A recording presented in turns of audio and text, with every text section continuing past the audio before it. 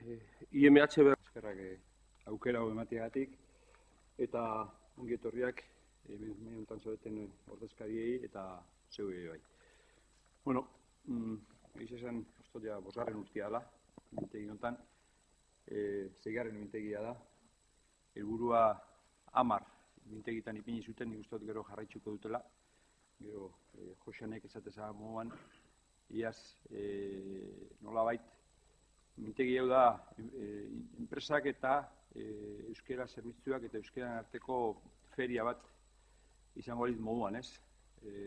Esperientziak ezagutza ematen dira, informazioa elkar banatzen da, eta gaur egungo balore garrantzionetako bat hori da, ez? Informazioa zabaltzia eta batek egiten dabana, ez berak ez gorde kajoian baizik zabaltzia eta besteri aukeria eman hori ezagutzeko.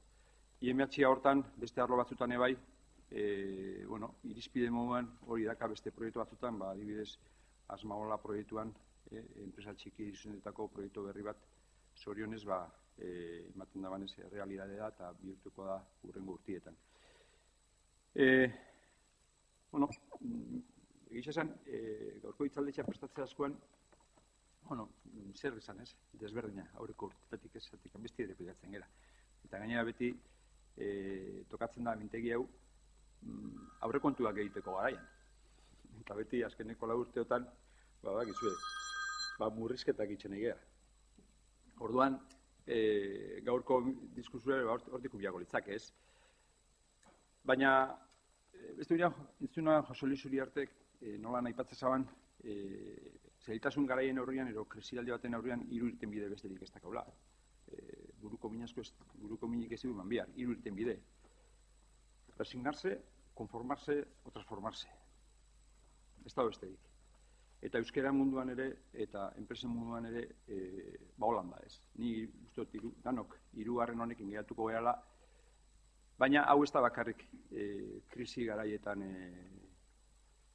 garaientzako irten bide bat. Baizik, garai honetako ere, funtzionatzeko modu bat, egunerokotasunean, irizpide moduan erabiltzeko gauza bat, transformazioa, eguneratu, berritxu, eta horrek ekarriko gaitxun onura, izango da, hurrengo krisialdi baten, ez dugula hain gaizki pasauko, eta egoera hobe batian egongo gerala zailtasunak gainditzeko ez.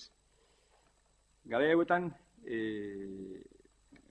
azkeneko hamarkadan edo 5 urteetan, industri mailan, lehen asko erabiltzen zian hitz batzuk, kalitatea, produktibitatea eta azkeneko urteetan erabiltzen nahi gela gehiago, sormena, implikazioa, berrikuntza, eta itxura hortako hitz batzuk ez. Egiz esan, hau ez da gauza berri bat. Eta ni askotan eguroi gaitu dut zatik, hainbeste aipatu hitz horiek gure itxonak gaur eguneko enpresa sortu zituztenean, irizpideek, balore zituztenean. Zatik hainbeste. Behar da, gaur egunean hainbeste aipatzen ditugu, behar da, galtzen egia galako.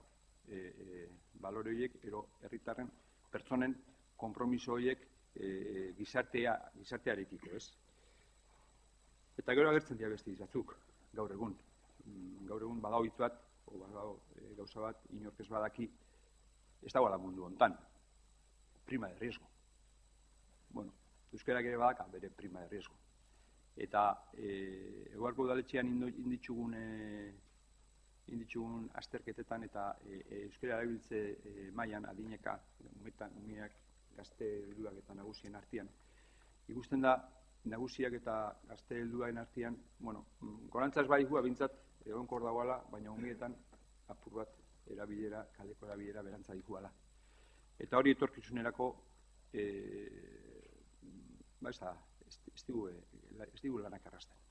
Ez digu lanak arrasten, zaten gaur egun ikasketak euskeraz egiteko aukera eukiarren lan mundura sartzen eranean, lan mundua normalian erderaz da, gerotak itxio, baina nagusiki gehienez erderaz da, hor datozen gazte horiek, ume horiek nagusi bihurtzen denean, oitxura hartzen badabe kalian erderaz hitz egiteko, beste zailtasun bat gehiago edukiko dugu etorkizunean eta prima errizgo hori orduan ordaindu biako.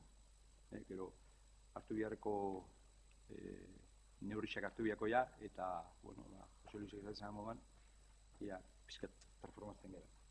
Ni beste iztakat izateko, ongiet hori garrera, aprobetxago gaurko eguna, ziur no aprobetxako zuela, eta, bueno, eskerrik asko eta zorionak.